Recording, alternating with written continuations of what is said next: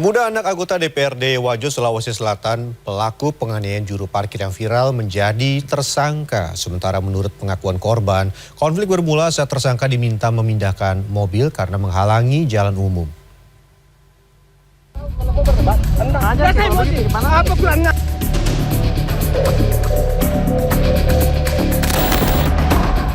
Kasus penganiayaan yang dilakukan seorang anak anggota Dewan di Wajo, Sulawesi Selatan terhadap juru parkir menyita perhatian publik. Usai menerima laporan Kejari Wajo dan melakukan gelar perkara, aparat Polres Wajo menetapkan Aan Saputra Wijaya, anak pejabat yang menendang dan memukul juru parkir ini menjadi tersangka. Dikutip dari detik.com, Aan terancam hukuman 2 tahun lebih penjara akibat ulahnya menganiaya juru parkir.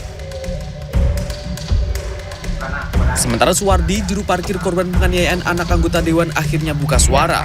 Menurut Suwardi, kejadian berawal saat dirinya meminta tersangka memindahkan mobilnya agar tidak menghalangi jalan keluar mobil pelanggan toko. Yang terjadi, justru tersangka secara tiba-tiba menendang serta memukuli korban dari belakang. Pergi di depan pintu toko, masuk ke dalam. Terus? Sampaikan karyawan. Bilang, saya habis dipukul ini dek. Iya. Bilang, siapa yang pukul? Iya. Setelah itu keluar nih 2 karyawan. Iya. Sampai mana? Bertanya. Bahkan ini Aksi pemukulan terhadap juru parkir ini diketahui terjadi di sebuah lokasi pernikahan pada 30 Januari lalu. Akibat pukulan dan tendangan, korban sempat berjalan sempoyongan di lokasi parkir. Tim Liputan CNN Indonesia. Kita ke informasi dari sejumlah daerah di tanah air. Sepasang suami istri terseret banjir bandang yang terjadi di kota Parepare, Sulawesi Selatan, Rabu malam.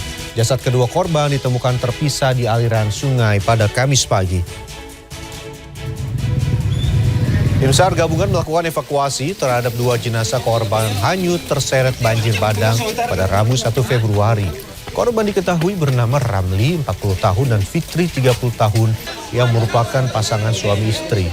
Korban ditemukan tim SAR gabungan bersama warga di aliran sungai Jawi-Jawi. Sebelum hanyut, kedua korban berusaha mengevakuasi barang-barang di rumah panggung milik mereka saat banjir melanda.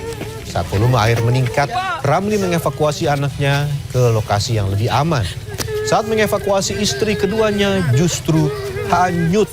Jasad korban ditemukan 4 km dari titik awal hilang dan terpisah dengan jarak 200 meter.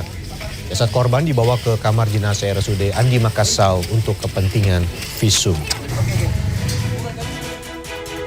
Akibat jalan rusak berat di pesisir Jambi, warga terpaksa memikul sepeda motor guna melewati jalan berlumpur. Para sopir juga mengeluh harus mengeluarkan dana lebih banyak untuk membeli suku cadang karena mobil rusak melalui jalan ini. Untuk melewati jalan rusak berlumpur gambut di pesisir Tanjung Jabung Timur, Jambi, terlihat sejumlah warga terpaksa memikul sepeda motornya melintasi lokasi. Motor tidak dapat dikendarai karena jalan berlumpur yang dalamnya sekitar 50 cm. Warga yang berjalan kaki harus berhati-hati jika tidak ingin terjebak lumpur. Parahnya kondisi jalan penghubung antar kecamatan ini juga dikeluhkan sopir truk pengangkut sawit. Mereka mendatangi kantor Bupati Tanjung Jabung Timur mendesak Pemda segera memperbaiki jalan. Selain harus antre panjang karena jarak tempuh lebih lama, mereka terpaksa mengeluarkan dana tambahan membeli suku cadang yang rusak.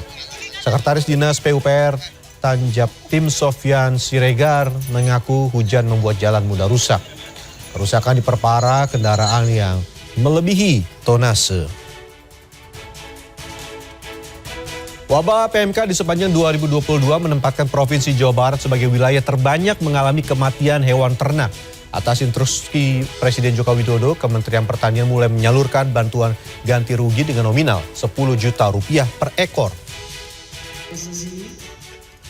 Melalui Sekretaris Direktorat Jenderal Peternakan dan Kesehatan Hewan Kementerian Pertanian pada Rabu siang, membagikan ganti rugi terhadap puluhan peternak di Kabupaten Bandung Barat yang terdampak penyakit mulut dan kuku pada tahun 2022 silam. Diketahui akibat PMK yang menyerang peternak sapi, banyak peternak mengalami kerugian cukup banyak mulai dari puluhan hingga ratusan juta rupiah. Di Jawa Barat sendiri ada 6.400 ekor sapi mati mendadak akibat PMK dan Bandung Barat ada 3.000 sapi yang mati. Nominal bantuan ganti rugi kepada para petani bervariasi tergantung dari banyaknya jumlah sapi yang mati lantaran kena PMK.